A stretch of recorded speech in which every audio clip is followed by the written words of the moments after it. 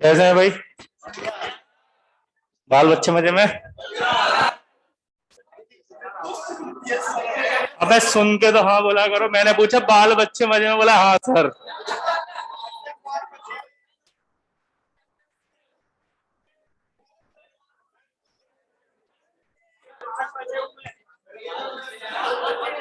यही आईडी है, कोई पता नहीं होता, बस पढ़ लेते हैं। समझ में आ रही है? Yes sir. कोई दिक्कत है? Yes sir. सब आगे ना समझे? हाँ सर। कम से कम सुन तो लिया करो सवाल को। पागल है? Yes sir.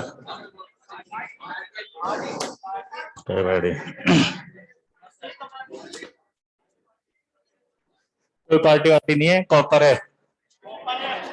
X section of copper लिखो। एक बात बता दो भैया, एग्जाम की डेट ये मान लो आ गई, अब पूछो कैसे।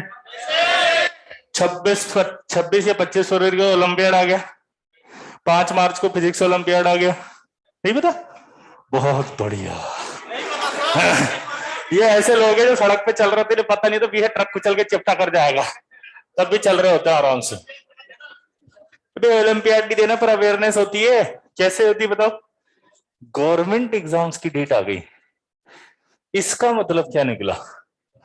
जो एग्जाम जनवरी में होने वाला था वो फरवरी में हो रहा।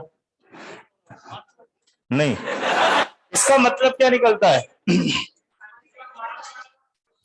इसका मतलब 1 महीना डिले चल रहा सब कुछ। तो आपका जो एग्जाम होने वाला था वो मार्च में आएगा पक्का। उसका रीजन है इलेक्शन के बाद ही होगा जो होना है। तो इलेक्शन खत्म होंगे 25 के बाद, तो आपकी एक डेट तो उन्होंने दे भी दी एग्जाम की, 5 मार्च। इसका 10 मार्च को आ रहा है ना, तो 25 के आसपास आ जाएगा वो। इलेक्शन होते होते थोड़ा रिलैक्स होंगे बेचारे, सांस लेंगे। कुल मिला के मानकर चलो 5 मार्च को आपका एग्जाम है, 5 मार्च को ओलंपियाड फिजिक्स का। ठीक है? फिजिक्स का अगर आपका 5 मार्च को, तो या तो आपका 10 को अगर एग्जाम है तो 15 मार्च को डेट आ सकती है, या 20 को या 25 को एग्जाम मेंस का पक्का होने वाला है ये। और जब अनाउंसमेंट आ गया ना बेटा, तो सिर्फ एक वेबसाइट पे नोटिफिकेशन आएगा ऐसे, एग्जाम शेड्यूल, और वहां क्या लिखा होगा पता है? First exam JEE Main first, 10 मार्च के बाद क्या लिखा होगा? सीधा 15 मार्च। हो सकता है 5 दिन में सेटल कर ले, तो वैसे भी तैयारी करके तो बैठे ही होंगे। वो कौन सा तुम्हारी शक्लें देखने आएंगे। अगर इन केस आज तारीख हो गई कितनी सोचो, 9 फरवरी, इन केस अगर मान लो 15 मार्च लिखा आ गया, तीन में से फिक्स है एक डेट, तो 15, 20 और 25 कंफर्म कराएंगे वो, क्योंकि वो डिले नहीं करेंगे सेशन को। तो सोच लेना तुम, क्या सोच लेना कि हालत खराब हो जाएगी, क्योंकि अभी तो हम ऐसे बैठे हैं आराम से। सर अब तो रिलैक्स होने दो, सर्दियां कम हुई है सर, थोड़ा सा सांस आई है। अब थोड़े दो पढ़ेंगे सर, 1-2 दिन सोच रहे हैं अब। और वो 1-2 दिन कभी नहीं आते। 2 साल हो गए उसको तो निकले हुए। ड्रॉपर में आगे, कवर में ही पाँव आगे, पता ही नहीं चला। मुंडी आके नाक बंद करना बाकी है। समझ रहे हो बात को? या फिर आईटी ऐसे कर रही है, बस चिल्लाते रहना ऊपर बैठ के, यही आईटी है। तो तैयारी कर देना शुरू। और आपको अगर ऐसा लग रहा हो कि मैं डरा रहा हूं, तो बिल्कुल मैं डरा रहा हूं। पूछो क्यों? क्योंकि जो सच है वो तो बताना ही पड़ेगा ना भाई। एग्जाम का जो सच है वो तो बताना पड़ेगा ना। अगर मान लो यहाँ गड्ढा है, आप जा रहे हो और गड्ढे में गिर जाओगे, और गड्ढा भी गटर वाला गड्ढा है, एक तो सिंपल होता तो बर्दाश्त भी कर लेते, और एक गटर वाला गड्ढा है बढ़िया सा भरा हुआ बिल्कुल और गहरा, इसे पूरा ही डूबोगे एकदम से। हाँ बिल्कुल। ठीक है, तो बताओ मैं क्या करूं? मैं खड़ा रहा आराम से, जाने तो गिर के निकलो तो मैं बोलूं मुझे तो पता था गड्ढा है, देखो क्या हालत हो गई तुम्हारी। तो सबसे पहले तुम ही मुझे उठा के पटकोगे गड्ढे में, वो भी उल्टे मुंह, आंग ऊपर मुंडी नीचे, बोले जी भैया के पास जाओ। हाँ है ना? और या फिर मैं बोल दूं कि भैया गड्ढा है, थोड़ा साइड से होके जाना, गिर जाएगा। तो अगर ये बताएं कि गड्ढा है, इससे अगर तुम ये कहो कि डरा रहे हैं, तो गलत है। जो चीज है उसके बारे में बताने को डराना नहीं कहते। डराना किसे कहते हैं वो समझो, क्यों गड्ढा ही नहीं है। और मैंने क्या बोला, वहां गड्ढा है, गिर जाएगा, बहुत गहरा है, गटर का गड्ढा है, 25 दिन से बंद है, डिफरेंट टाइप ऑफ गैसेस अंदर हैं, हो सकता है पॉइजनस गैसें भी हो, बहुत गहरा है, गिर गया तो वापस नहीं आ पाएगा। निकालेगा कौन तुझे, सबसे पहले ये सोच। निकालने के लिए किसी को बुलाएंगे तब तक तो तेरा पता नहीं क्या हाल हो जाएगा। तो तुम क्या बोलो, सर मैं तो जाना ही नहीं है, नहीं जा रहा, इससे अच्छा तो यही ठीक है। इसे कहते हैं डराना। और जो है उसके बारे में बताना तो वो तो बहुत जरूरी होता है ना। सच्चाई समझ में आई अब क्या बोल रहा हूँ मैं? अगर आपको ऐसा लग रहा हो सर क्या मूड खराब कर दिया आते ही सर, अच्छा वाला बैठे थे, रिलैक्स होकर मजा आ रहा था सर, टेंशन दे दी सर, अब मेरे को तो सब याद आ गया सर, मेरा तो कुछ भी कवर लिए सर, सारा बैकलॉग है सर, समझ में नहीं आ रहा कहाँ से शुरू करूं सर। सर 30 दिन में कैसे हो पाएगा, जिनकी स्थिति है उनके लिए बताता हूँ। अब काम की बात है, अब अच्छा लग रहा। देखो सिंपल थॉट प्रोसेस को मैं बदलने की कोशिश कर रहा हूँ। जिनका कुछ नहीं हुआ वो सोच रहे हैं कि हमारा 15-25 ऐसे कुछ आएगी डेट, एग्जाम डेट ये होंगी, तो बेवकूफ ये फर्स्ट जेई मेन होंगी। इसमें आप अपना आराम से रिवीजन स्टार्ट करना, जिसमें अपना बैकलॉग कवर करने की कोशिश करना, जो टॉपिक आपको आते हैं एक बार उनको पढ़ लेना, ठीक है। यानी कि आपका टारगेट यहाँ पर, अगर आप बहुत बुरी स्थिति में हैं तो आपका टारगेट ये आना चाहिए मैक्सिमम गेन करना। ये मैक्सिमम कितना हो सकता है, 30 भी हो सकता है, 60 भी हो सकता है। इसकी रेंज होती है, आपकी कैपेबिलिटी, आपका कॉन्फिडेंस पे डिपेंड करता है। 25 मार्च यानी कि 26 मार्च को आपका एग्जाम हुआ, एक तो जेईई मेन 1 हुआ ना बेकू, अभी तो 20 दिन बाद दूसरा होगा, मार्च के बाद अप्रैल मान लो 20, वही 15-20 ऐसे चलेंगे अपन, है ना।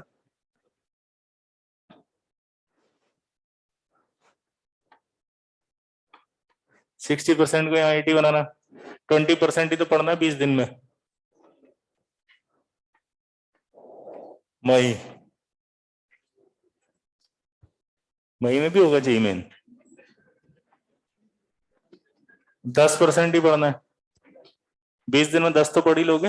आपको ऐसा लग रहा हो सर ये क्या बदतमीजी कर रहे हो आप, उधर तो आपने एकदम 60% पढ़ा दिया और इधर सिर्फ 10%, इधर 10%, ये समझ नहीं है आपकी गणित। सर आप कमजोर हो गणित में, बिल्कुल बिल्कुल सही कह रहे हो, कमजोर हूँ गणित में, बहुत कमजोर हूँ, क्योंकि मैं तो लॉजिक की बात कर रहा हूँ, गणित थोड़ी पढ़ा रहा हूँ। लॉजिक क्या सुनना, यहाँ पे तुम्हें वो पढ़ना है जो तुम्हें आता है, तो बेवकूफों खूब सारा पढ़ने में आता है। यहाँ क्या होगा, जितना आता था उतना तो पढ़ लिया, अब ठन गोपाल, अब क्या करें, जो नहीं आता वो पढ़ते पढ़ते 20 दिन में 20% ही होगा ना। तो ये आप सबसे पहले वही सेलेक्ट करोगे जो थोड़ा बहुत आता है। नहीं समझे ना अभी मेरी बात, यहाँ 20 दिन में जब आओगे तब क्या होगा, अब वो जिसको देख के थैंक यू आ गया, अच्छा लगा मुझे, अच्छा अच्छा, अपने आप पानी पी लेके खाना खा लेना, मैं निकलता हूँ। ये वो वाले टॉपिक है, तो ये तो 10% ही होंगे ना, लेकिन अभी भी पिक्चर बाकी है, एक अटेम्प्ट और है। हाँ यहाँ पे 10% और, यानी कि अगर जिनकी स्थिति बहुत ज्यादा खराब है वो इसको कुछ नहीं माने कि आपका एग्जाम है, आप इसको मान के चलो, ये 4 महीने का आपके पास बहुत बड़ा गैप मिल जाएगा आपको। 4 महीने का गैप इसलिए बोलता हूं क्योंकि आप अगर एक महीने में 30 दिन होते हैं, 10 घंटे पढ़ोगे तो 300 घंटे होते हैं, 300 घंटे को 4 से मल्टीप्लाई करो, 1200 घंटे होते हैं, 1200 की औकात नहीं तो भी 1000 बच गए, 1000 घंटे हमारे पास होंगे, 1000 घंटे में जेईई मेंस का सिलेबस आराम से हो जाता है। आप में जिगर होना चाहिए और आप में कंटिन्यूटी होनी चाहिए, प्लस अब आप सोचो सर जेईई मेंस लेवल कम कर दिया, इतना कम लेवल कर दिया आपने, अभी तो जुलाई आएगा ना,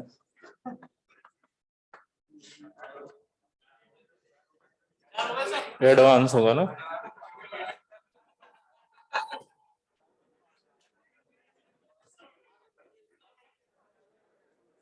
जे एडवांस होगा। कहाँ से आते हैं ये लोग?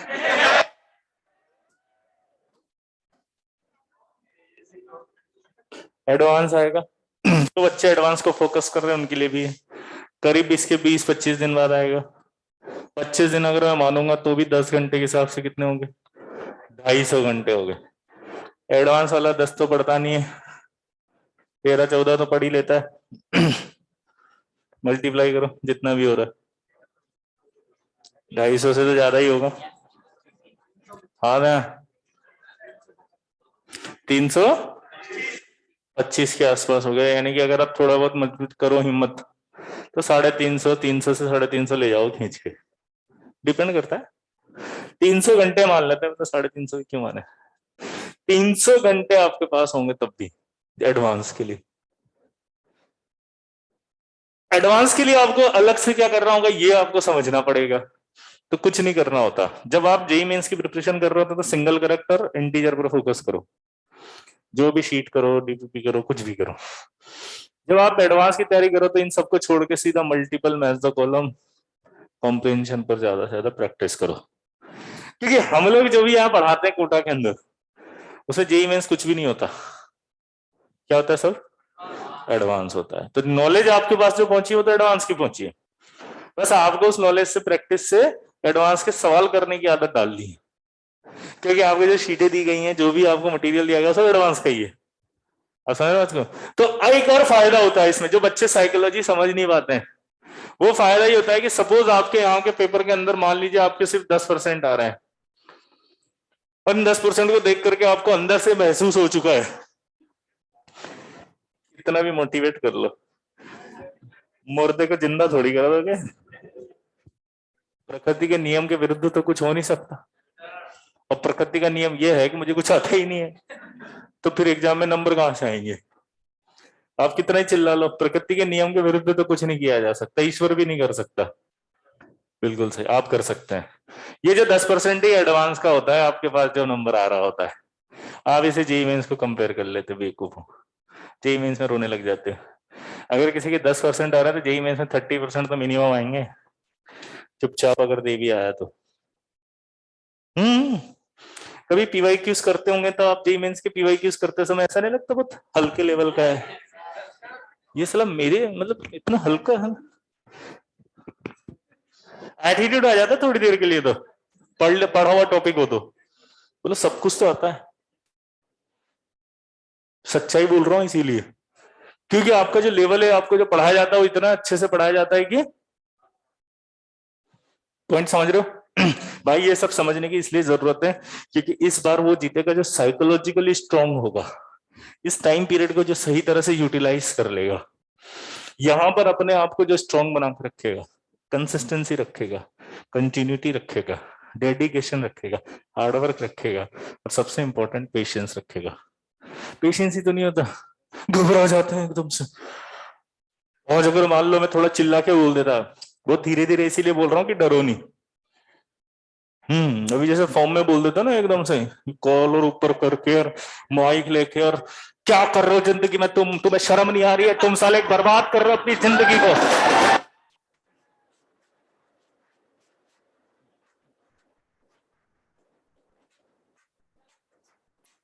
अगर मैं ऐसे बोल रहा फड़फड़ाते हुए एकदम से, घर जाती है होश उड़ जाते तुम्हारे। तो खाने में भी सवाल नजर आते हैं, सिंगल करेक्ट, इंटीजर, ये ऑप्शन क्या है? सब्जी वाला, ये तो समझ में नहीं आ रहा। इसलिए बहुत धीरे धीरे समझा रहा हूं ताकि आप समझ सको, सिर्फ पॉइंट को समझना। कोई एनालिसिस नहीं कर रहा, पेशेंस रखना है, 4 महीने है।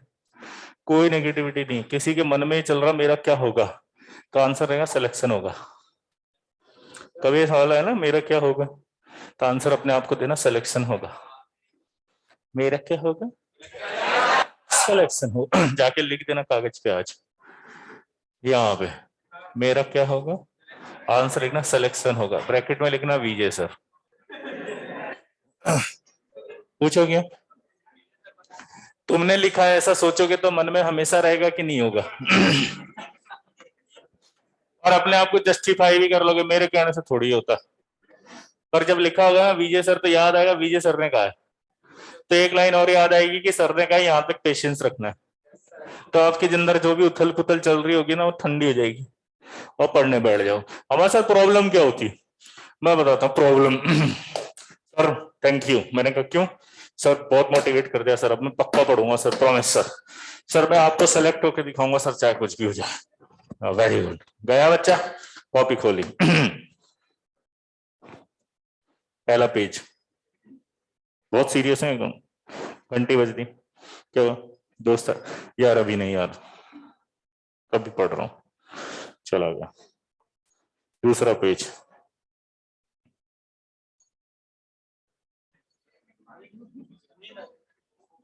रिवाइज कर रहा हूं बे। तीसरा पेज,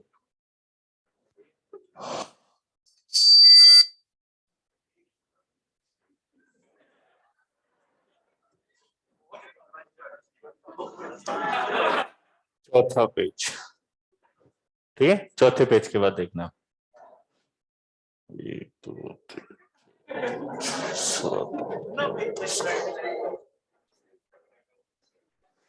कोटा वाले बहुत पढ़ाते हैं। पिछले साल तो हम पढ़े, इतना तो पढ़ा ही नहीं था, 2 पेज में कंप्लीट हो गए थे, इतना कौन पढ़ेगा।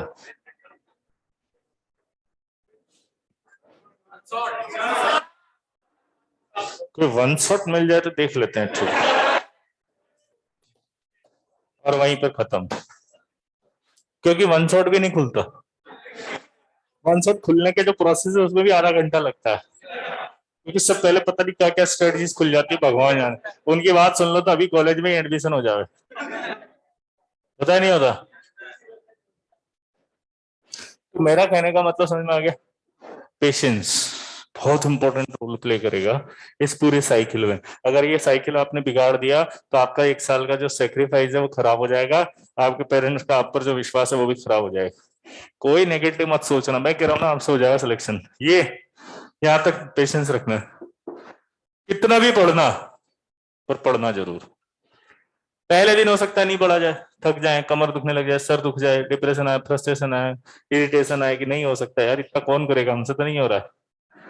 ट्राई करना, दूसरे दिन उससे ज्यादा पढ़ोगे, और 1 महीने बाद आपको ऐसा लगा इतना सा तो है, कर लेंगे। ये पढ़ाई का सबसे सिंपल रूल है, करते नहीं है तो होती नहीं, और होते हैं तो करते हैं तो हो जाती है। बहुत सिंपल रूल है। तो अपने आप को मोटिवेटेड रखना है भाई, प्रॉमिस करो, आईआईटी कसम खाओ। बोला सर आज से नहीं पढ़े तो फेल हो जाए आईटी में, सर आईटी जाएगी कसम। कोई नहीं बोला, चलो ये मत बोलो, ये बोले सर आईटी की कसम सर, पक्का आईटी बन के दिखाएंगे आपको सर। मैं प्रतिज्ञा करता हूं इस बिल्डिंग और इस प्रोजेक्टर को साक्षी मान करके, जिस प्रकार ये प्रोजेक्टर एक सूखी दीवार पर चलचित्र को गतिमान करता है, उसी तरह से मैं भी अपने सूखे जीवन में आईआईटी को गतिमान कर दूंगा, और प्रतिज्ञा करता हूं कि एक दिन सिलेक्शन लेके जरूर यहीं पर छोटे छोटे बच्चों को गाइड करूंगा। आप बेटा अपने लिए नहीं पढ़ो, उन छोटे बच्चों के लिए पढ़ना जिनको गाइड करना है। यहाँ आके ऐसे भाषण देना है एक दिन, देखो कुछ भी हो जाए क्लास मिस मत करना, और होमवर्क हमेशा कंप्लीट रहना चाहिए।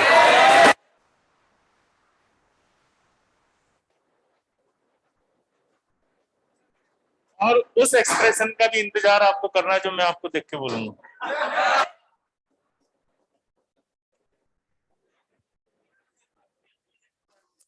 होमवर्क, बाय गॉड इतना आसान होता है ना ये सब बोलना, होमवर्क हमेशा कंप्लीट करना।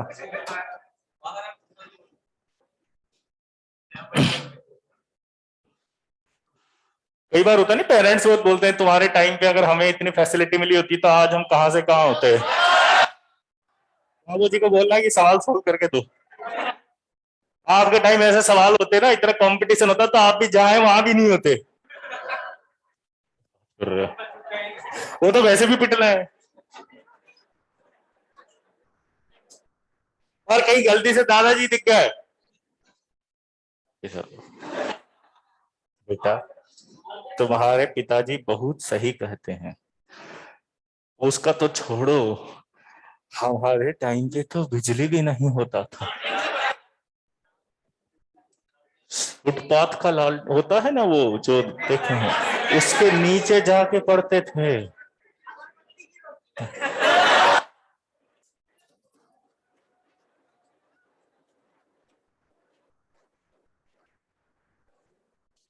अब दादाजी को बोलना, एक बात बताओ दादाजी, हम भी चले जाएं फुटपाथ पे पढ़ने? सबसे पहले बाबूजी मारेंगे हमको कि काहे हमारा नाक कटा रहा है, घर में जब इतना फैसिलिटी दिए काहे फुटपाथ पे पढ़ रहा है। फिर दूसरा, हम पढ़ने के लिए जो 10 किलोमीटर दूर साइकिल से जाते थे। बाबूजी हम भी घूम के जाएं, हमारा स्कूल सामने है, हम भी जाएं 10 किलोमीटर साइकिल से घूम के फिर आए। अरे हमारी गलती कि हमारा स्कूल बगल में है, हमारी गलती की बस लेने आती है हमको, हमारी गलती की नदी नहीं है हमारे सड़क के ऊपर।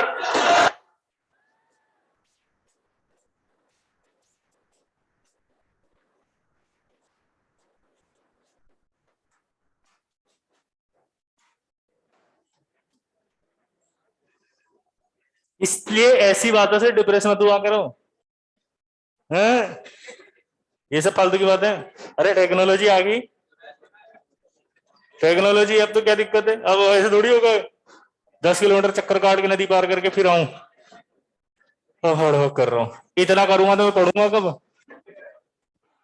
3 घंटे तो स्कूल पहुंचने में लग गए, 3 घंटे वापस घर पहुंचने में लग गए, 6 घंटे स्कूल ने ले लिए, अब 12 घंटे आओगे नींद के, थक गए इतना काम किया तो। ऐसे वैसे डिप्रेस हो जाते हो तुम, बताए मैंने लॉजिक ही नहीं लगाते कुछ भी, और सही में सोच लेते हो ऐसे। हाँ सही में मैं तो कोई हार्डवर्क नहीं करता, अभी कैसे नहीं कर रहा उनसे कि 6 घंटे तो पहले आप है ना बैठ के दिखाओ इस लोहे की बेंच के ऊपर, है ऊपर से इतना टॉर्चर, टीचर का आतंक रहता है, कभी भी शक्ल देख के जैसे उंगली करता है ना, तुम इतने में यूं यूं यूं धड़कने ऊपर नीचे हो जाती है कि इधर किधर देख रहा है, इधर हाथ कर, इधर हाथ कर।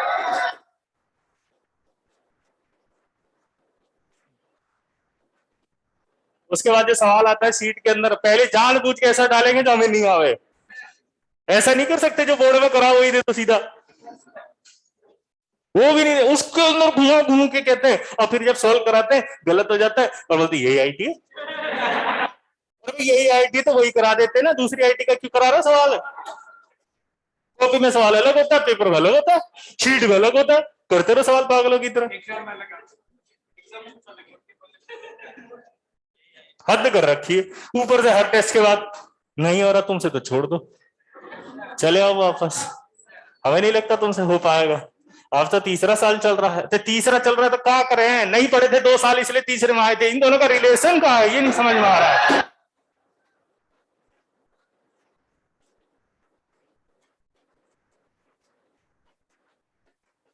मुझे आज तक तीसरे साल का कॉन्सेप्ट ही नहीं समझ में आया, तीसरा साल मतलब क्या, साला 2 साल नहीं पढ़ा इसीलिए तो यहाँ हूं, उन दोनों सालों को काउंट क्यों कर रहे हो, वो तो वैसे ही नहीं पढ़ा है। तीसरा साल चल रहा है, अच्छा खुद भी सोच लेते हैं मैं ड्रॉपर हूं सर, सर अब तो कम से कम सिलेक्शन न होना चाहिए। भाई ये कहाँ लिखा है, कहाँ लिखा है ये, कुछ नहीं होता ऐसे, सिर्फ एक चीज होती है कि तुम बड़े हो गए, मैच्योरिटी लेवल ज्यादा है, अपने आप को हैंडल कर सकते हो, प्रेशर हैंडल कर सकते हो, स्ट्रेटजी समझ सकते हो, अप्लाई कर सकते हो। 12वीं 11वीं अच्छा छोटा होता है, नहीं समझ पाता, फरवरी के महीने में बहक जाता है, ठीक है। यार पढ़ाई का टाइम यही होता है, और उस समय दिमाग नहीं होता ना, समझा करो। अब तुम बह के बताए हो, तुम्हें पता है साले काहे बैठे हो यहाँ पे, अब तुमसे कोई 14 फरवरी को गया चलो घूम के आते तो भी नहीं निकलोगे, रहने दे भाई पिछले साल बहुत घूमे, छोड़ दो।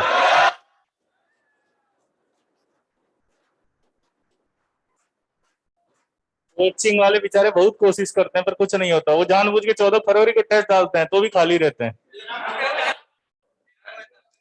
वही तो कह रहा हूँ, 14 को नहीं तो 13 को आ जाता है, लेकिन कोई फर्क नहीं पड़ता अपने। चलो इधर आप कॉपर की बात कर ले, बेचारा इंतजार कर रहा बहुत देर से। एक्चुअली ये बताना इसलिए भी जरूरी था कि एग्जाम डेट्स आ चुकी हैं और अब एक्टिव होने का टाइम आ गया। मैं पढ़ा देता इसको, लेकिन आप कैसे पढ़ते पता है? कॉपर है, हाँ हाँ, जाना पहचाना है। अब एक हैबिट डालनी है अपन को, बताओ क्या? जो यहाँ पढ़ाया जाए वो यही याद हो जाए। इस कमरे से बाहर निकलने के बाद ये याद हो चुका हो, पहले ऐसे पढ़ना है। दूसरा, घर जाके जब आप रोज पढ़ते हो ना, वो रिवीजन कहलाए। क्यों? क्योंकि हमारा टाइम नहीं है। अब देखो हमारी गलती, मान लो जो हम पहला चैप्टर पढ़ते हैं ना, उसको अभी तक रिवीजन के नाम पे 10 बार पढ़ चुके। ध्यान सुनो, एक चैप्टर को 10 बार पढ़ो, इसको एक बार भी नहीं पढ़ेंगे। कितनी अनइक्वल स्टडी होगी हमारी। पॉइंट को समझ रहे हो मैं जो बोल रहा हूँ? कितनी अनइक्वल स्टडी, अनइक्वल स्टडी कैसे आपको रिजल्ट देगी? अब उसको 10 बार पढ़ो तो कम से कम 3 बार तो पढ़ो। 3 बार पढ़ने का टाइम कहाँ है? सही बात है, पहला पॉइंट यहीं तो पढ़। दूसरा यहां से घर जाके पढ़ लिया, और तीसरा टेस्ट होगा तो पढ़ोगे इसी। 3 बार रिवीजन हो गया ना एक बार में। ये एटीट्यूड बना के रखो, इसको कहते हैं चालाकी, या इसको कहते हैं स्मार्ट हार्डवर्क। क्या कहते हैं? हाँ, आपको स्मार्ट हार्डवर्क की तरफ जाना पड़ेगा। क्या बोला मैंने? क्योंकि हमारे पास टाइम नहीं है। तो सबसे पहले कॉपर का और कौन सा होता है यार? CuFeS2। अभी मत लिखो, रुक जाओ। हमने क्या बोला? यही याद हो जाना चाहिए। बस इधर देखो, CuFeS2 कॉपर पायराइट इज। पहला स्टेप आपको पता है, क्रशिंग होगा। दूसरा कंसंट्रेशन होगा। कंसंट्रेशन फ्लोटेशन से होगा। पूछो क्यों? ठीक है ना? सल्फाइड हो रहे। तीसरा आएगा रोस्टिंग। अब जब आप हमेशा कॉपर पढ़ें तो रोस्टिंग जरूर पढ़ें। सवाल यहां से आता है और हम गलत कर देते हैं। इसमें बड़ा इंटरेस्टिंग बात है। क्या बोले हम? ये बहुत ही इंटरेस्टिंग है। क्या बोले हम? हाँ, देखिए जरा एक जादू दिखाएंगे अभी आपको। यहाँ पे देखिए रोस्टिंग हो गया, हो गया। अब आपसे रोस्टिंग हो गया तो इसमें एक बड़ी मजेदार बात हो रही है, पूछो क्या? रोस्टिंग में तो सल्फाइड और को ऑक्साइड बनाया जाता है, यहाँ तो सल्फाइड और सल्फाइड में ही है। How it is possible? पहला सवाल सब बताएंगे भी, है ना। दूसरा क्वेश्चन, इनका ऑक्सीडेशन स्टेट क्या है, कॉपर और Fe का? वहां पे हाँ, लड़कियां बताएंगे पीछे, बोलो। देखो, अगर मैं इसको ऐसे मानू तो सल्फर गुण -2 तो +4 हो गया। +4 हो गया तो ये 2 आएगा, हाँ या ना? आ गया नहीं आ गया? पर अगर ये ऐसा आ गया तो यहाँ पर ये कॉपर पर +1 क्यों आ रहा है? रोस्टिंग में कभी भी रिडक्शन थोड़ी होता है, तो 2 से +1 कैसे आ सकता है? ये तो गलत है। अच्छा, अगर मैं यहाँ 1 और यहाँ 2 मानता हूं तो यहाँ पर भी मेरे को 1 और 2 ही करना पड़ेगा। अगर मैं 1 और 2 करता हूं तो फिर बैलेंस नहीं हो रही। ये तो बहुत घोटाला है भाई, बहुत तगड़ा है। अब ये क्यों है वो समझाता हूँ, आपने आज तक नहीं पढ़ा होगा। CuFeS2 एक एम्पिरिकल फॉर्मूला है, ये जो आप पढ़ते हो। इसका मॉलिक्यूलर फॉर्मूला होता है Cu2Fe2S4। ये है मॉलिक्यूलर फॉर्मूला। ये मॉलिक्यूलर फॉर्मूला 2 हिस्सों से बना हुआ है, Cu2S और Fe2S3। ये Fe2S3 भी 2 हिस्सों से बना हुआ है, FeS और FeS2। आपको ऐसा नहीं लग रहा है यहाँ पर Fe+3 है? आपको ऐसा नहीं लग रहा है Fe+3 है? बट वो Fe+3 नहीं है, क्योंकि ये इससे बना हुआ है 2 हिस्सों से। और ये भी मजेदार बात है, इसको देखोगे तो फिर Fe+4 दिख रहा है। ये नई नई प्रॉब्लम खत्म ही नहीं हो रही। यहां भी मजेदार बात है, पूछो क्या? ये पायराइट सल्फर है एक्चुअली, इसमें S-1 S-1। पायराइट सल्फर होने की वजह से इसका नाम कॉपर पायराइट है। पायराइट सल्फर होने की वजह से इसका नाम आयरन पायराइट है। इसका एक नाम होता है फूल्स गोल्ड। क्या नाम होता है? क्या नाम होता है? क्या नाम होता है? मूर्ख लोगों का सोना। किसका? मूर्ख लोगों का सोना क्यों कहते हैं बताओ इसको? इसको जमीन से जब निकाला गया तो ये येलो अपीयरेंस देता हुआ बाहर आया। अब बताओ कोई इंसान को क्या होना चाहिए उस स्थिति में? ऑप्टिमिस्टिक ही होना चाहिए। येलो कलर की कोई मेटल बाहर आ रही है, सोना ही निकल रहा। लैब में जाके देखा तो ये तो क्या था, आयरन, तो इसलिए इसे क्या नाम दिया फिर, मूर्ख लोगों का सोना, बिना सोचे समझे गोल्ड मान लिया। फील ही नहीं आ रही है। अब अगर आप इसको पूरा देखें तो यहाँ कितना +2, यहाँ क्या है, यहाँ क्या है, the oxidation state of copper and Fe क्या है, +1 और +2, इसीलिए ये +1 वाला बना, ये 2 वाला बना। फील ही नहीं आ रही, पक्का? हाँ या ना? नोट करो फटाफट इसको।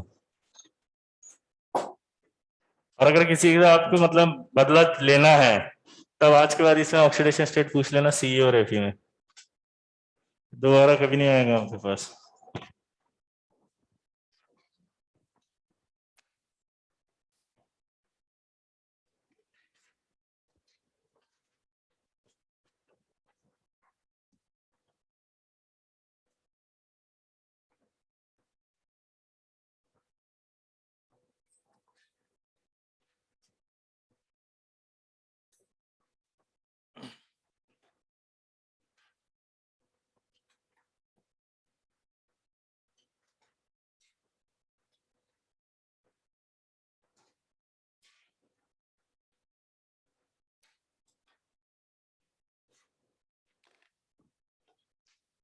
मेरे पहले किसकी क्लास थी,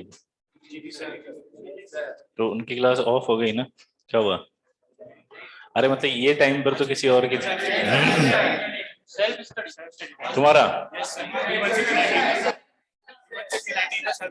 और दूसरे बैच की, अच्छा अलग अलग बैच, अच्छा तुम्हारा फ्री टाइम है उनका, अच्छा कंबाइंड क्लास के, वो क्लास ऑफ हो गई होगी इसलिए फिर मेरे को जल्दी बुला लिया। हाँ जो भी हुई होगी मतलब।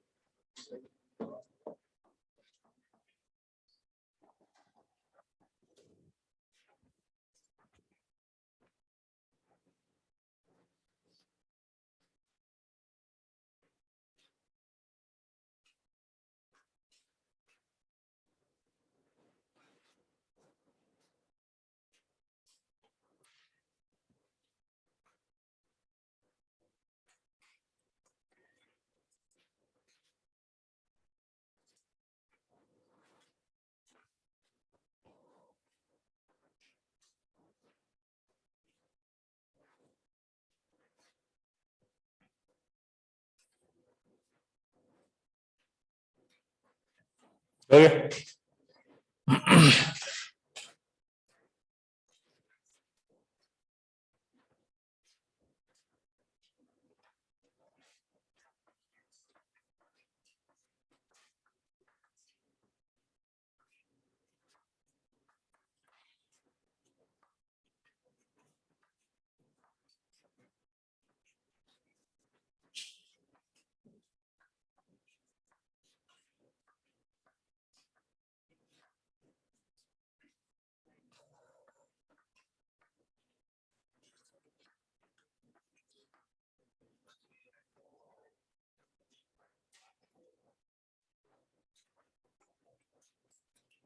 आपसे बोलेगा ट्रू फॉल्स, क्या स्टेटमेंट सही है,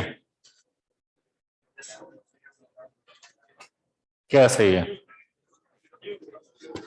sometimes roasting may not bring about complete oxidation, ये सही है, पूछो क्यों? क्योंकि ऐसा जरूरी है कि रोस्टिंग में हमेशा ऑक्सीडेशन हो, या नहीं हो रहा, आप समझ रहे हो? तो अगर इस स्टेटमेंट का एग्जांपल है तो ये रहा वो। अब ये समझना है कैसा यहाँ क्यों नहीं हो रहा, नोट करके लिखो लाइन।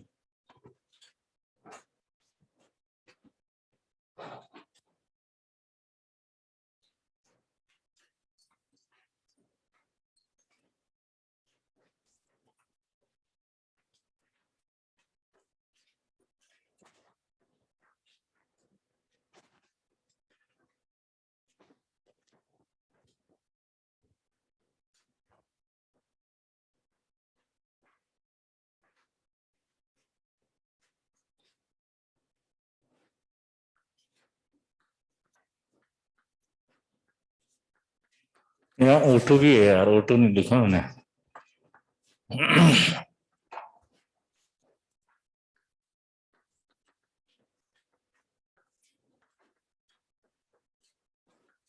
ये रिएक्शन थी, अब इसके अंदर आपको पता है एक तो Cu2s भी है और एक Fe है ना। तो यहां पर ये आपका पहले तो Cu2s ऑक्सीजन से रिएक्ट करेगा और Cu2 प्लस SO2 बनाएगा और हमारा FeS से रिएक्ट करके, अब इन दोनों में से मुझे बताओ ऑक्सीजन एफिनिटी किसकी ज्यादा है, ऑक्सीजन की आयरन की। अब ये स्टेटमेंट आपको नहीं समझ में आया ना, क्या पूछा मैंने क्या पूछा, ऑक्सीजन एफिनिटी किसकी ज्यादा है। तो ली के काका ने मांगी, याद नहीं है क्या आपको।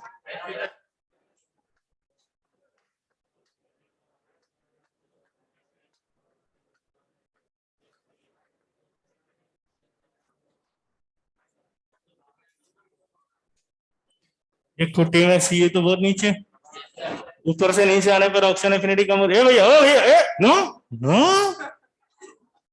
ऑक्सीजन की बात चल रही है, क्या कर रहे हो।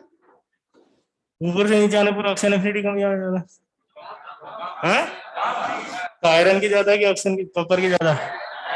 हाँ, तो यहाँ पर अगर अपन बात करेंगे तो ये FeS से FeO ज्यादा बनेगा और यहाँ Cu2 से Cu2 ज्यादा बनेगा। बताओ FeO ज्यादा बनेगा, इससे ये बहुत ठीक है। अगर ये कम बनेगा क्योंकि इसकी इच्छा नहीं है, तो हम क्या लिख रहे हैं कि iron has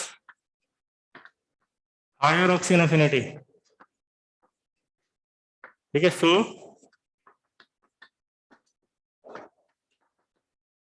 it will extract oxygen from FeO, sorry Cu2। मतलब ये देखो क्या होगा, क्या होगा जल्दी बताओ, ध्यान सुनना। इसकी इच्छा आने की है ही नहीं, इधर से इधर जाने की इच्छा नहीं है, इसकी इच्छा इधर से इधर जाने की बहुत है। तो ये चाहता है इधर चला जाऊं, ये चाहता है इधर ना आऊं इधर आ जाऊं। यानी थोड़ा बहुत जो बना Cu2 हो वो इससे रिएक्ट करेगा ताकि FeS कन्वर्ट होकर किस में आ जाए और Cu2s कन्वर्ट हो किस में आ जाए, Cu2 Cu2s में। अब अगर आप देखो कि आपस में रिएक्ट करके भी बनाएंगे तो मेजर प्रोडक्ट कौन सा बना, तो यहाँ मेजर FeO आएगा और इसमें कॉपर वाले में कॉपर ऑक्साइड बना या Cu2s मेजर बन रहा है। हाँ, इसलिए यहाँ मेजर प्रोडक्ट में फाइनल रिएक्शन में कौन आया, Cu2। यहाँ देखो मेजर प्रोडक्ट कौन है, Cu2s। तो क्यों आया ये समझ में आई बात, नोट करो इसको।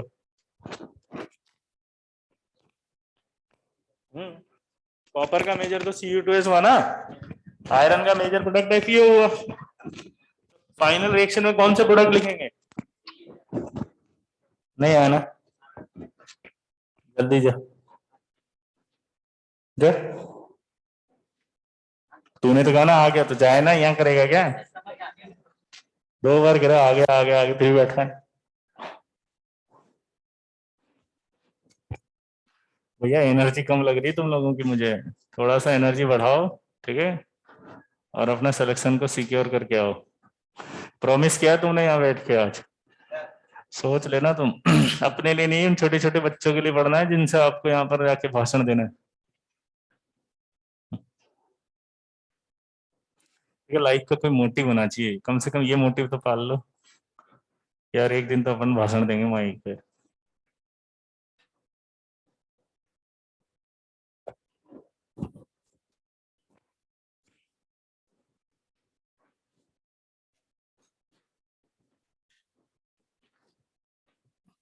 तुम्हें समझ में आता है लड़कियां, पक्का सब कुछ, फर्स्ट रैंक तुम्हारी आएगी फिर तो।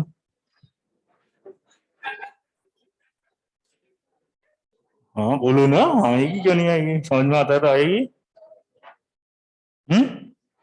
तो अगली क्लास में फिर ये पूछूंगा तो सुना दोगे,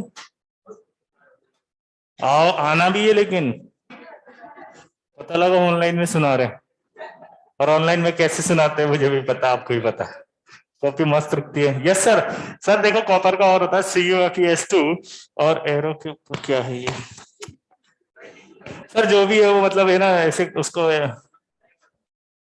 ऐसे वाला नहीं, यहाँ बैठ के 1 2 3 4 5 6 7 8 8 के 8 अगली क्लास में होंगे और मैं किसी से भी पूरा कॉपर सुनूंगा, IT की कसम खाओ।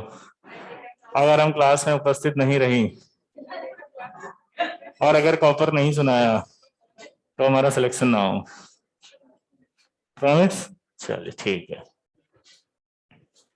ये किसी को समझ में नहीं आता पूछ लो भी, मिटा दूं रोस्टिंग भैया? कहीं आ रहा है? अच्छा बहुत सुस्ता गए हो, क्या बात है? तबीयत ठीक नहीं रहता क्या? तो फिर एकदम एकदम डल डल हो रहे हो। प्रतिज्ञा किए थे तुम तो एक दिन के हम आईटी में सिलेक्ट होकर बताएंगे। देखो हिम्मत नहीं हारनी भाई, जिंदगी में एक बात हमेशा याद रखना। पूछो क्या? संघर्ष के बिना मिली सफलता का कोई अर्थ नहीं होता। क्या बोला? और ये समय आपके जीवन में सबसे बड़ा है संघर्ष का, क्योंकि ये जीवन जो है ना आपको लाइफ में बहुत आगे बढ़ाएगा। इतनी छोटी सी उम्र में आपने जितनी चीजें सीखी है ना, अपने आप के साथ लड़ना, जिंदगी के साथ लड़ना, असफलता के साथ लड़ना, ये बहुत काम आता है लाइफ में। अब एक चीज और सीखनी है, आपने लड़ना तो सीख लिया, जीतना सीखना है। अभी आपका फेस चल रहा है लड़ाई का, बट लड़ना एक अच्छी बात होती है, क्योंकि लड़ने से ही जीत सुनिश्चित हो सकती है। बिना लड़े तो कैसे जीतोगे? समझिए? बस एक लास्ट स्टेप बच रही है, उसके लिए 4 महीने आपको जीतना। लड़ाई छोड़ के नहीं भागना है बस। अब जो गलती करते हैं बच्चे वो यही कर देते हैं। भाई छोड़ के जाना होता तो जिस दिन आया था उसके 1 महीने बाद निकल लेता, कम से कम वो टाइम तो कहीं ना कहीं यूटिलाइज होता। अब क्यों जा रहा है जब लास्ट मोमेंट है? पॉइंट समझे मेरा? क्या पॉइंट है बताओ? लास्ट मोमेंट पे नहीं जाना। लड़ रहे थे, लास्ट स्टेप बाकी, बस कौन सी? बोलो जीतना। ठीक है, आगे देखो। यार रोस्टिंग होगी, ऐसे मुर्दों की तरह तो पढ़ते हैं साले तुम लोग, पता ही नहीं चलता इंसानों को पढ़ा। कमर में पाँव लटके पड़े, खून दे दो, खून दे दो, थोड़ा सा 2 बूंदी दे दो, ऐसे बैठ जाते मेरी क्लास में आके। चलो पता ही नहीं चलता इंसानों को पढ़ा रहा हूँ मुर्दों को पढ़ा रहा हूँ। एक तो ड्रॉपर, ड्रॉपर के लिए तो मेरा पहला डायलॉग होता है कबर में पाऊं। कबर में ही तो पाँव लटके हुए, बचा क्या है? नहीं पढ़े तो दफना देगा। और ऊपर से ऐसे पड़ जाता, पढ़ाओ। अभी देखना बाहर निकल, सर आजकल सर है ना बहुत टेंशन हो रहा है। मैं जब ऐसे कोई बोलता है ना, मैं उसको देख के बोलता हूँ बेटा आजकल नहीं हो रहा, जब से आईटी की तब से हो रहा है। तो पहले स्टेटमेंट था ना जिस दिन जेई का सिलेक्शन करने के लिए आपने एडमिशन लिया, तो पता नहीं था टेंशन होगा, फोकट में हो जाएगा। खाना वाला खिलाओ, नाश्ता कराएंगे तुमको, लो समोसे खाओ, चटनी डालो, लाल और हरी दोनों मिला के तो तुम्हारा सिलेक्शन होगा। अच्छा इतना सा है, ठीक है खा। अरे पर चटनी का स्वाद अच्छा नहीं लग रहा है। ऐसे करेंगे आईटी वाले तुम्हारे साथ? क्या सोचे थे? आईटी वाले जलेबी लाएंगे, दूध लाएंगे, खाओ बेटा खाओ, केसर वाला जलेबी है। क्या सोचे थे वे? ये तो पहले पता था जिंदगी झंड हो जाएगा, आईटी में जाने से पहले सब कुछ खत्म हो जाएगा। 14 तारीख को जो बच्चा कुछ है वो भी खत्म हो जाएगा।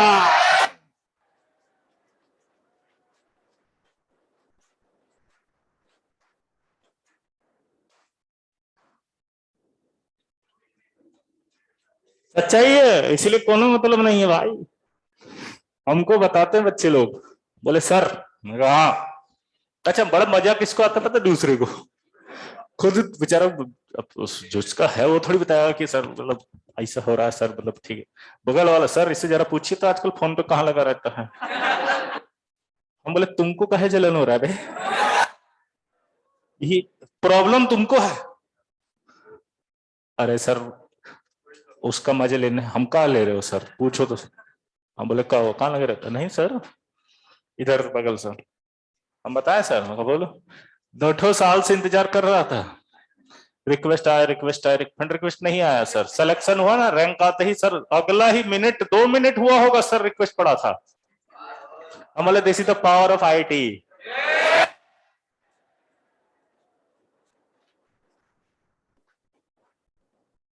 2 साल बर्बाद कर दी, कुछ नहीं हुआ। 2 साल पढ़ लिए तो सब आ गया अपने आप। पॉइंट को समझो। नहीं समझे ना बीबी? तुम्हारी कोई इज्जत नहीं है, इस टैग की इज्जत है। और ये सच्चाई है। आप समझते हो कि इंसान की वैल्यू होती है, इंसान की कोई वैल्यू है ही नहीं इस दुनिया में।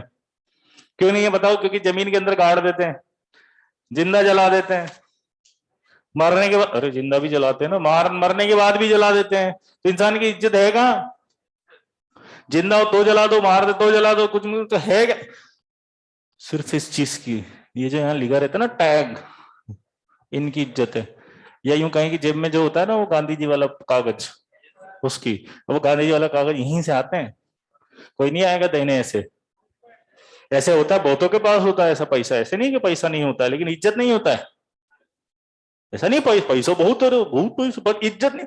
दोनों चीजें कैसे मिले? IIT अब आप सोच रहे सर IIT क्या कर रहे हो, क्योंकि ऑप्शन ही नहीं है 4 महीने में। ये तो है नहीं कि तुम जो है वो क्रिकेट मैच जीत के आ जाओगे वर्ल्ड कप, और ऑप्शन भी नहीं है।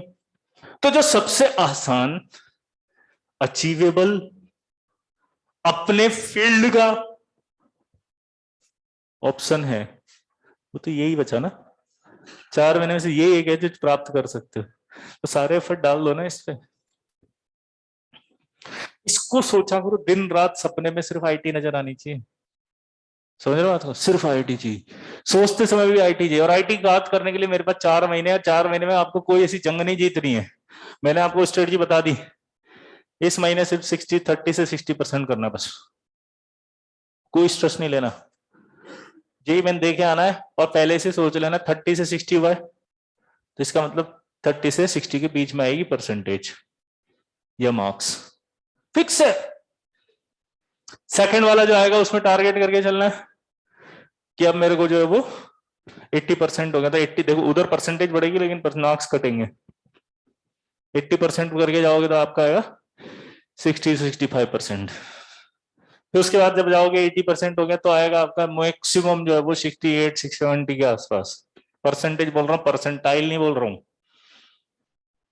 अभी पता बगल वाले के इतना ही आएगा तो फिर कहाँ पढ़ रहे 4 महीना, अभी बिना पढ़े ही दे लेंगे इतना तो फिर भी आ जाएगा।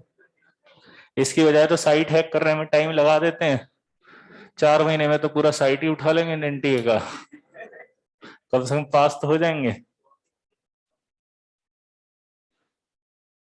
जैसे जैसे परसेंटेज बढ़ेगा तो नंबर कम होते जाते हैं, ये तो पता होगा ना। ठीक है, तो अब आप क्या करोगे, परसेंटाइल की बात कर लेते तो 99 परसेंटाइल आराम से आ जाएगा 4 में, ये मेरी गारंटी। 2 चीजें करनी है आपको, पेशेंसफुली आपको पढ़ना है 4, और एग्जाम देते समय घबराना मत। जिस दिन एग्जाम हो रहा है उस दिन पूछ के जाना क्या करना है सर बताओ, एक दिन पहले। घबराहट हो सकता है आने लग जाए, हो सकता है नहीं आए। क्या बोला मैंने? वो सब बातें वहां करेंगे, अभी 4 महीने का टास्क आ गया ना, बस उन पर ध्यान दो। चलो, अब ये जो रोस्टिंग हुई ना, रोस्टिंग के बाद जो ओर आया उसका नाम होता है रोस्टेड ओर। क्या नाम है?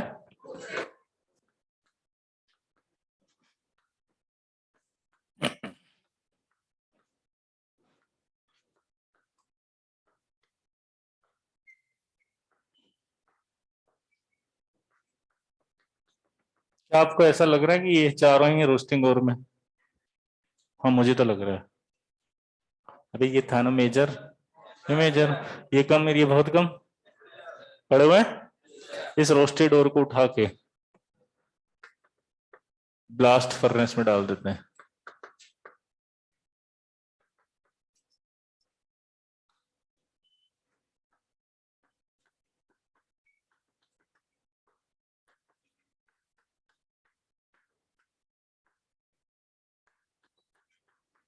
With Coke powder and SiO2, किसमें डाल देते हैं? रोस्टेड ओर है FeO, Cu2S, FeS, Cu2 little is added in blast furnace with coke powder and SiO2। कुछ नहीं आ रहा समझ? जैसे इसको डाल दिया तो यहां पर एक खास बात होती है, कोक पाउडर जो यहाँ है वो act as a fuel.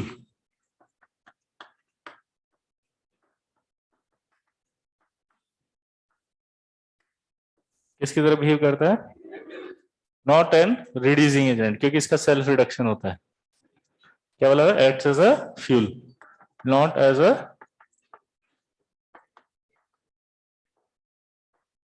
Reducing agent, है ना। अब ये SiO2 है तो ये SiO2 इस FeO से रिएक्ट करेगी नहीं करेगी, क्योंकि ये तो एसिड और ये बेस है, और रिएक्ट करके ये क्या बना देगी, स्लैग। स्लैग बनते ही FeO तो बाहर आ जाएगा, आया ना। इस पूरे प्रोसेस को स्मेल्टिंग कहते हैं। एक बात ध्यान रखना, स्मेल्टिंग क्या होती है, को कार्बन रिडक्शन मेथड पढ़ा था ना अपन ने, इसी कार्बन रिडक्शन का नाम होता है स्मेल्टिंग। तो जहां जहां कार्बन रिडक्शन होगा वहां वहां सब जगह स्मेल्टिंग होगी। और देसी में समझाऊं, इस स्लैग बनने को कहते हैं स्मेल्टिंग। तो जहां जहां कार्बन रिडक्शन होता है वहां सब जगह स्लैग बनते हैं, इसलिए स्मेल्टिंग होती है। कॉपर का केस सिर्फ ऐसा है जहां पर कार्बन रिडक्शन नहीं होता पर फिर भी स्लैग बन रहा है, मतलब कार्बन रिडक्शन नहीं होता फिर भी स्मेल्टिंग होती है। आराम से, क्या बोला मैंने बताओ, कार्बन रिडक्शन जहां होगा वहां स्लैग बनेंगे, मतलब जहां कार्बन रिडक्शन वहां स्मेल्टिंग होगी, दोनों एक साथ होंगी। बस कॉपर एक ऐसा एग्जांपल आएगा जहां स्मेल्टिंग होगी, कार्बन रिडक्शन नहीं होगा, क्योंकि यहाँ जो कार्बन है वो एज ए फ्यूल यूज हो रहा है। नोट करो इसको।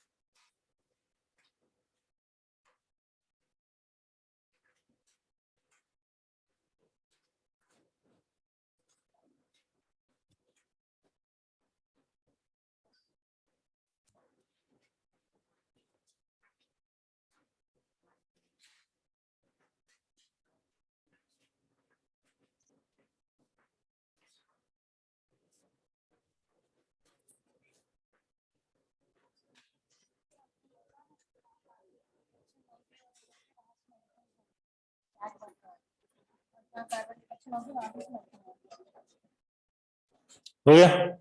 पहले 1 मिनट स्मेल्टिंग समझ में आया नहीं आया, किस किस को नहीं आया आराम से हाथ खड़ा करो। झूठ बोला तो फेल हो जाओगे आईटी में, मन में छुपाया तब भी फेल हो जाओगे। वो एक ही है दोनों, ठीक है। जब जब होगा कार्बन रिडक्शन तब तब होगी स्मेल्टिंग, यानी स्लैग बनेगा। यहीं पर क्या हो रहा है, सिर्फ स्लैग बन रहा है, कार्बन रिडक्शन नहीं हो रहा। तो कॉपर का एक ऐसा एग्जांपल है जहां कार्बन रिडक्शन नहीं होता, स्मेल्टिंग होती है, सिंपल है। अब इसको उठा के डाल देते हैं अपन, देखो ध्यान से। अगर आप इसको ध्यान से देखो तो आपने इसको खत्म कर दिया, हाँ या ना, अरे देखो ना, और ये लिटिल लिटिल है ही सही। तो मेजर चीजें कौन सी बची, दो, और ये क्या बचा रिडक्शन के बाद, यही बचे दोनों। FeO तो हट ही गया था। हाँ बोलो क्या, FeO को अभी खा गया वो SiO2, देखा आपने, देखो थोड़ा सा, FeO तो हट गया ना, मर गया ना। ये जो बचे, ये लगभग 98% होता है, लगभग 2% होता है, इसको मैट कहा जाता है, कॉपर मैट, ठीक है। और copper matte introduce in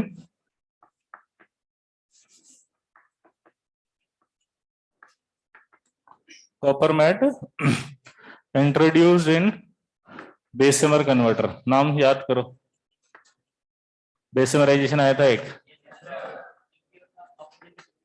copper लिखा था वहां, इम्प्योर कॉपर को प्योर करने के लिए। ठीक है, तो कॉपर इम्प्योर है, उसको प्योर करना है।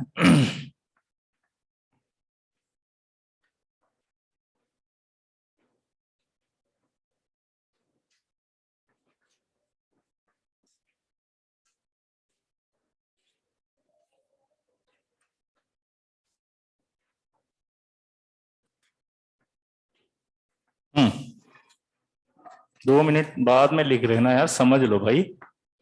हॉट ब्लास्ट एयर पास कर रहे हैं यहां से, अंदर क्या डाल दिया, ये Cu2s और FeS, कॉपर मेट क्या डाल दिया, ऑक्सीजन पास कर रहे हैं, ये लेयर अपने ले रखी है SiO2 की, यहां तक कोई डाउट किसी को?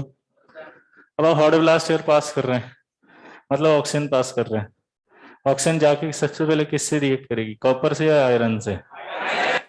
ऑब्वियस सी बात है, क्यों? ऑक्सीजन एफिनिटी ज्यादा है, तो Fe से रिएक्ट करेगी। FeO ग्रीन कलर का होता है, कौन सा, कौन सा, कौन सा, इसलिए ग्रीन फ्लेम्स दिखाई देने लगती है, यहां से आग निकल रही है ग्रीन कलर की, हरे हरे कलर की। अब ये ग्रीन कलर की आग निकल रही है, थोड़ी देर बाद ये बंद हो गई, पूछो क्यों?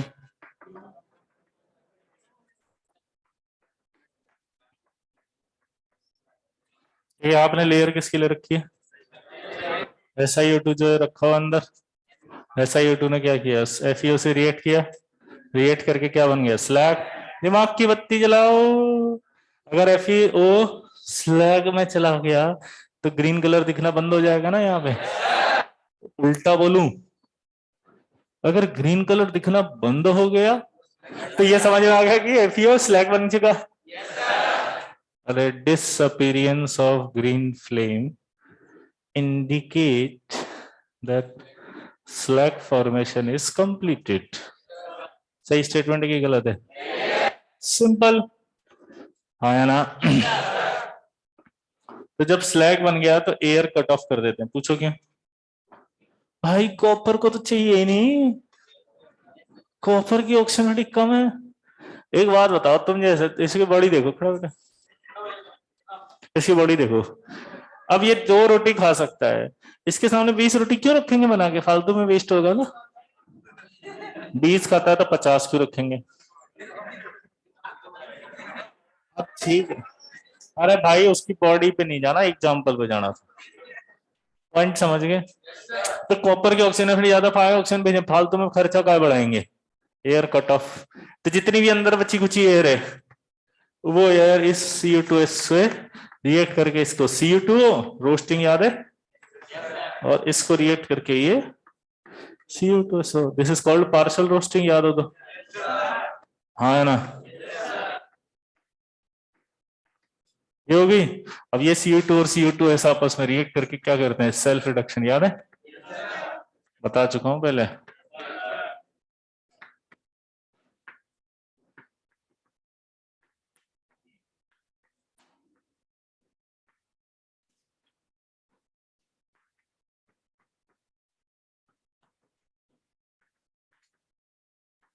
भाई ये ब्लिस्टर के ऊपर आ गया, उस दिन जो याद कर रहा था, जैसे मैंने कहा था मुझे तो ब्लिस्टर के ऊपर ही नहीं पता, तू क्या पूछ रहा है, आ गया ब्लिस्टर के ऊपर, खुश खुश रहा कर।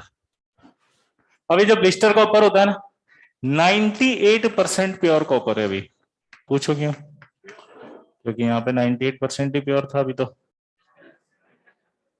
अच्छा, ब्लिस्टर कॉपर का है कहते हैं, देखिए जरा, ठीक है, सिंदूरी नहीं आया क्या आज?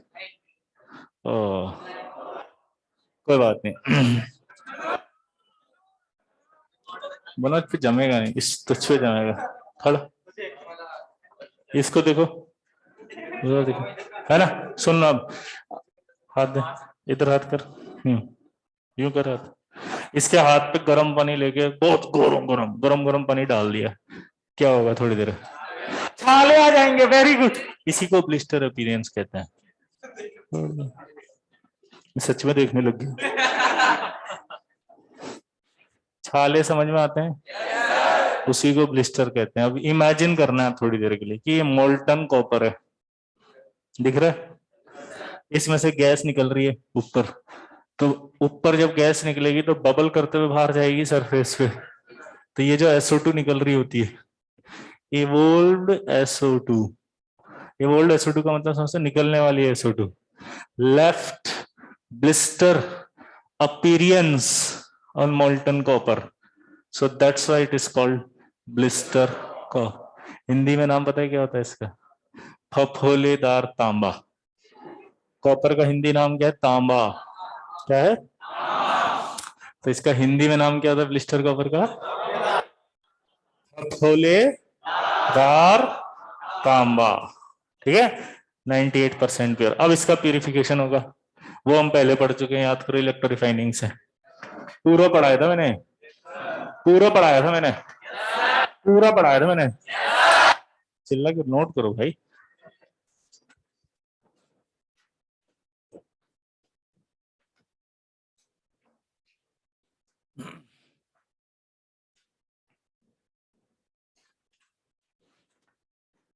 मनोज के पड़ोसी, समझ में आया बेटा करेंगे?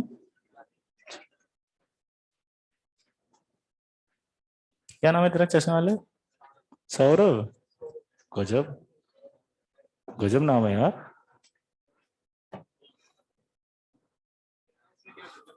सौरभ नाम है उसका, एक रथ भी नहीं दिखता मेरे को तो ये।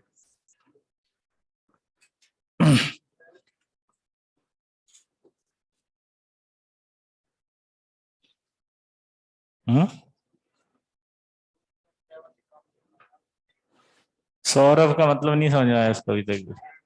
नहीं, सौरभ 100 गॉड्स। तुझे देख के तो 100 भगवानों की याद आ जाती है। तेरे पे तो गाने भी बनेंगे, तुझ में सौरभ दिखता है। शाहरुख खान ने गाना ही गलत बना दिया। तू सामने होता तो यही गाता।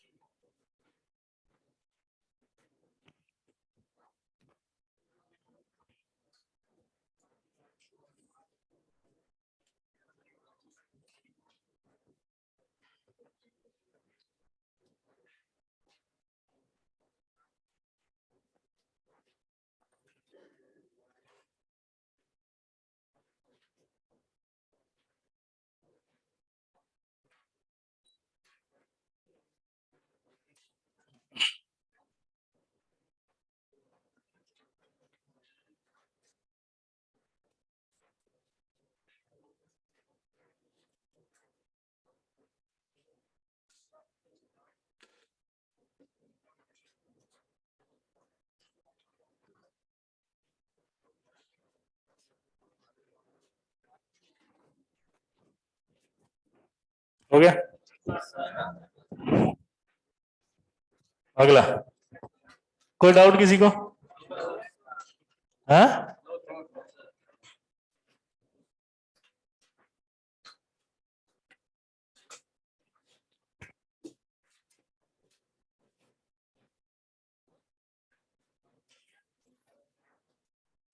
मिटा दूं? हाँ हाँ, नहीं मिटा रहा मैं।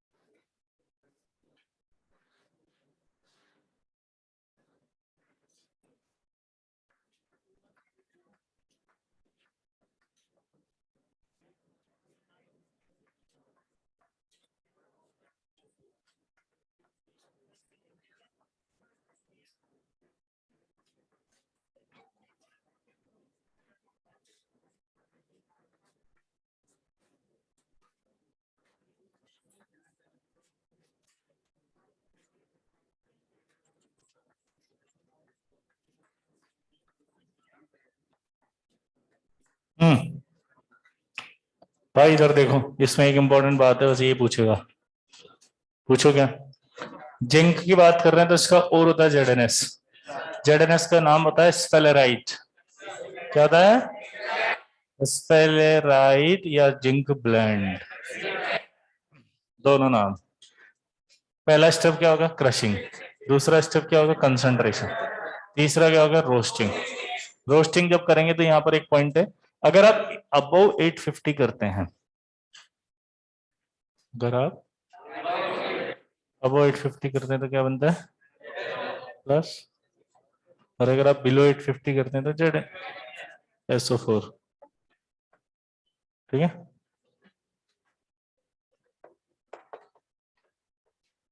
अब एक बार होता है रोस्टिंग के बाद क्या था? रिडक्शन।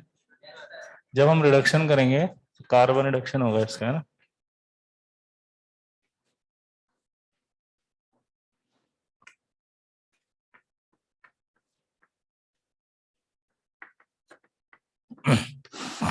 तो उस कंडीशन में क्या होगा?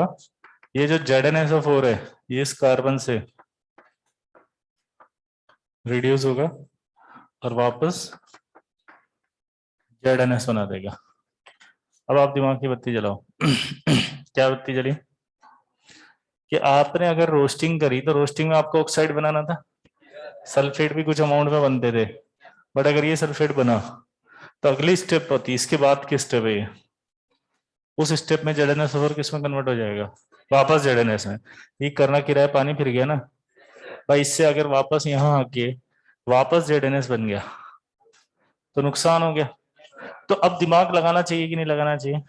कि जब अबव करते हैं रोस्टिंग 850 से तो सिर्फ ZnO बनता है, बिलो करते हैं तो ZnSO4 भी बनता है।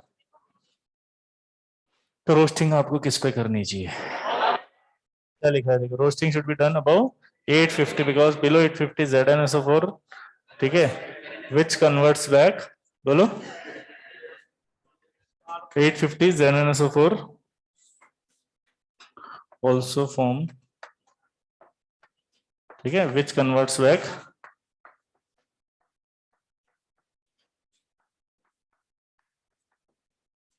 To ZnS during carbon reduction. Clear? Note करो इसको पहले। हाँ, स्फेलेराइट। मैं एक DPP दे दूंगा, और वाली है ना, मिलेगी आपको कोई? दे दूंगा। एनसीईआरटी में है ZnS, स्फेलेराइट है। और भी नाम है इसका, black jacks, black jacks. White colour का होता है ये।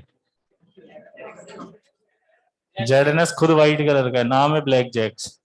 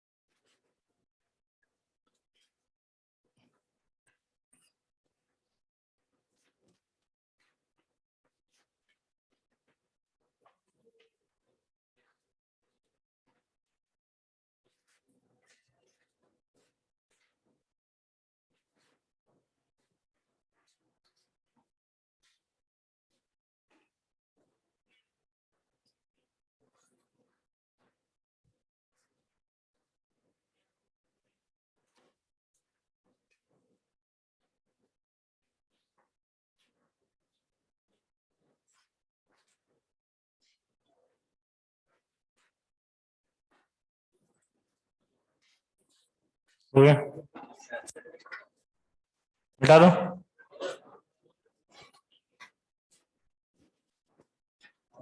देखो अब कार्बन रिडक्शन करेंगे, और आपको बताया मैंने कार्बन रिडक्शन का एक नाम और क्या है।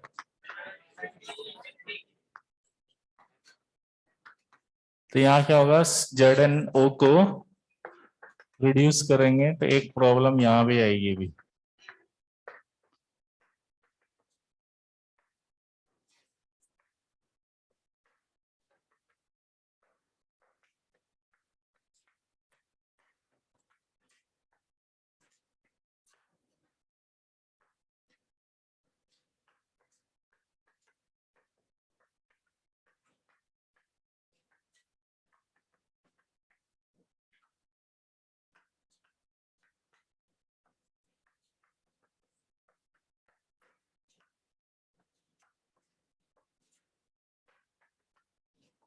देखो यहाँ एक छोटी सी बात है कि आप जब कार्बन रिडक्शन करोगे तो आपसे कहा जा रहा है कि आप एक excess amount of Coke powder use करना।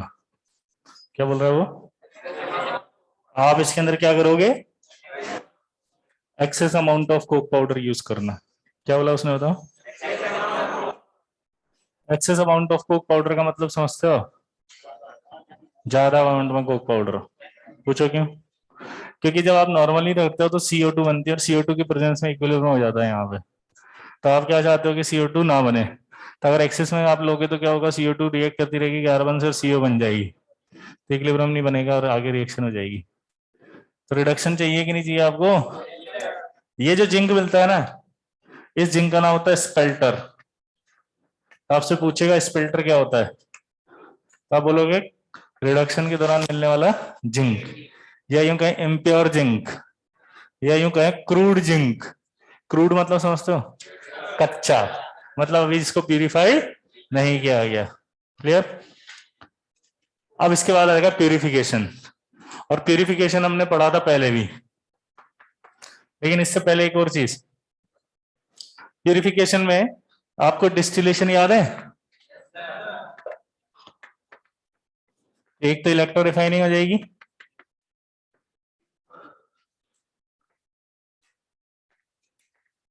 और दूसरा क्या हो जाएगा, डिस्टिलेशन। और डिस्टिलेशन में पढ़ा चुका हूं मैं, वहां पर जिंक के साथ कैडमियम था, लेड था, आयरन था। देखो लिखा होगा 767 पर हीट किया था, ये रहा। ठीक है, नोट कर लो इसको, बाकी नेक्स्ट सुनना पड़ेंगे। ठीक है, आई होप दोनों समझ में आ गया, कॉपर और वो। और जो मैंने समझाया वो भी, कि भैया 4 महीने हैं, ढंग से पढ़ लो, दोबारा मौका नहीं मिलेगा। नेगेटिव होना नहीं है, ठीक है, लड़ना है और जीत के आना है, ठीक है। चलिए बेस्ट ऑफ लक, मिलते हैं अगली क्लास में, तब तक के लिए आप लोगों ने एक प्रॉमिस किया है क्या, कॉपर के साथ जिंक भी जुड़ गया और